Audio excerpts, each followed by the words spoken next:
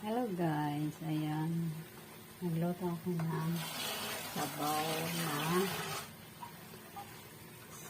na manok. Ayan guys.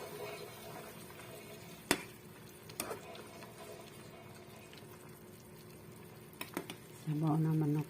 Pananghalian ko to. Ewan ko kung masarap na to. Kasi walang kamatis, walang sili.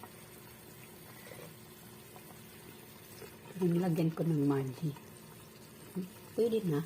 Masarap na kahit hindi kompleto sa ingredients. Yan guys.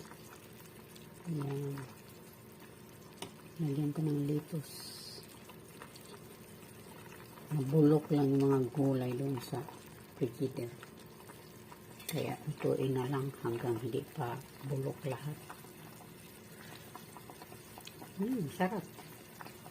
Tapos ito ang